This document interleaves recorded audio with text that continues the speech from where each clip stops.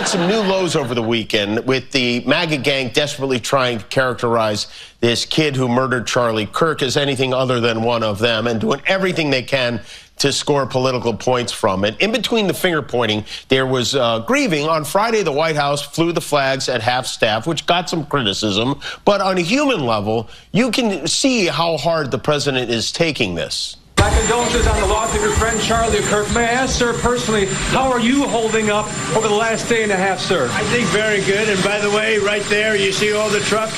They've just started construction of the new ballroom for the White House, which is something they've been trying to get, as you know, for about 150 years. And it's going to be a beauty. Yes. He's at the fourth stage of grief, construction. Demolition, construction.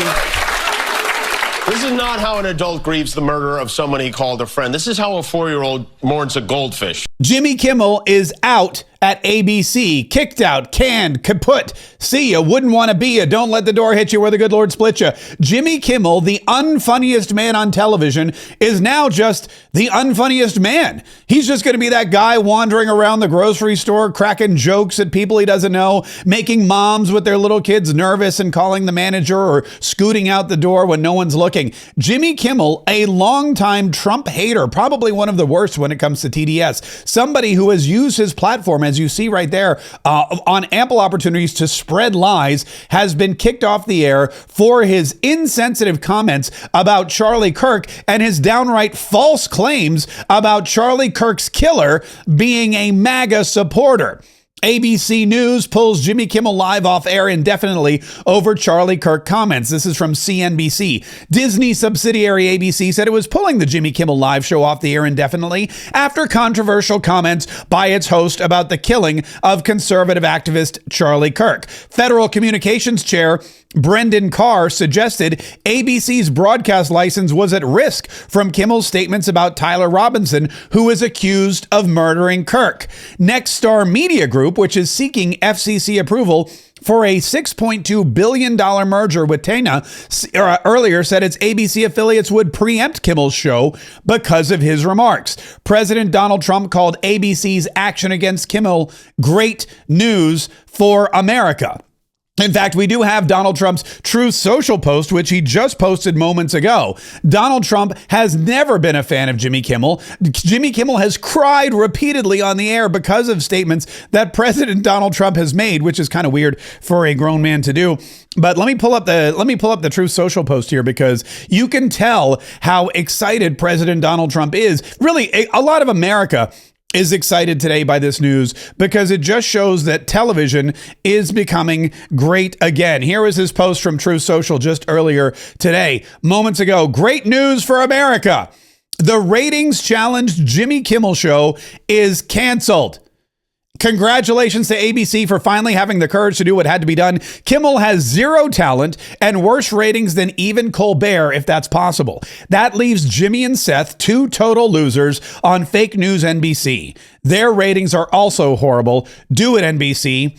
President DJT. Now, I imagine the only person happier than Donald Trump tonight possibly is Greg Gutfeld, who is like just one by one picking off the competition. But Jimmy Kimmel, this was a long time coming. He was always trying to toe the line of the liberal elitists in the Biden administration. When Donald Trump came back to power, you knew it was going to be just any little thing like this that would tip the scales. Well, this turned out to be a big, huge deal.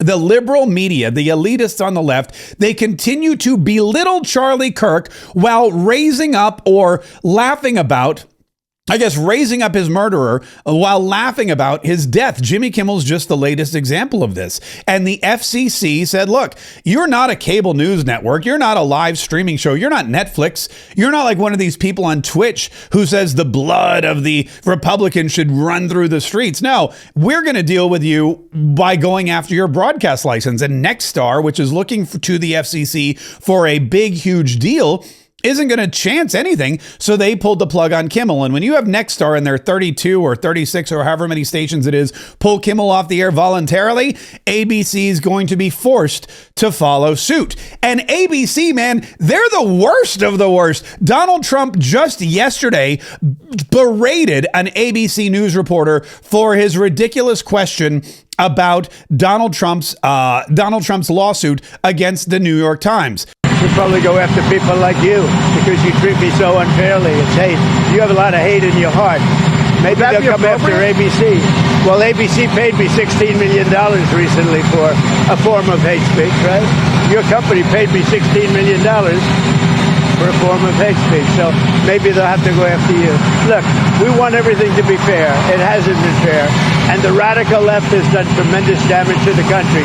But we're fixing it. ABC and ABC News reporters have hate in their heart for President Donald Trump. ABC, they committed a kind of hate speech against President Donald Trump when they went after him when George Snuffleupagus lied to America and said that Donald Trump had been found guilty of raping E. Jean Carroll. He knew that was wrong, but he said it anyway, and it cost him $16 million.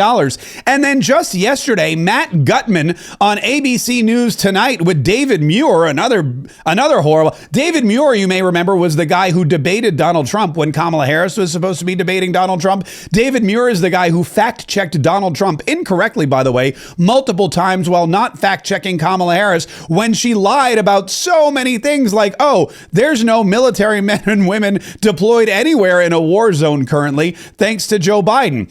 That was one of the most bold-faced lies ever told by anyone on television, and David Muir, a so-called news reporter, just let it fly. But last night, Matt Gutman, who was reporting on the text messages and the charges brought against Charlie Kirk's alleged murderer, Tyler Robinson, he kind of downplayed the horrific, brutal carnage that he caused in front of 3,000 people, many of them children, and millions worldwide. He kind of downplayed the vicious political assassination of Charlie Kirk, and he likened it more to a touching love story. We have seen an alleged murder with such specific text messages about the alleged murder weapon, where it was hidden, how it was placed, what was on it, but also it was very touching in a way that I think many of us didn't expect. A very intimate portrait into this relationship between the suspect's roommate and the suspect himself, with him repeatedly calling his roommate, who is transitioning, calling him my love, and I want to protect you, my love. So it was this duality of someone who the attorney said not only jeopardized the life of Charlie Kirk and the crowd, but was doing it in front of children, which is one of the aggravating circumstances of this case. And on the other hand, he was, speaking so lovingly about his partner. So a very interesting and, as Pierre said, riveting press conference day. So in less than a year, the same news network has lied about Donald Trump committing a felony and being found guilty of some terrible, horrible sexual crime. They've had to pay out $16 million plus legal fees to the president of the United States. They've now belittled a murder of an American icon, of a conservative icon, of a Christian icon, and they've bolstered the shooter as some kind of lovesick puppy who was just doing it because he had this intimate relationship with his boy toy back at the apartment. And now, on top of all of that, Jimmy Kimmel's laughing about the entire thing on late night television. Well, not anymore. The MAGA gang desperately trying to characterize this kid who murdered Charlie Kirk as anything other than one of them. Which shouldn't shock him too much at all, because he's been desperately trying to paint himself as a comedian for years, but nobody believes that either. Listen, if you enjoyed any minute of this, please do me a favor, do yourself a favor, hit subscribe, hit like, set those notifications, because there's going to be more news coming at you, and we want to be the ones to bring it to you. Jimmy Fallon and Seth Meyers, when they get canned, we want to let you know first. So hit like, subscribe, and set those notifications right now.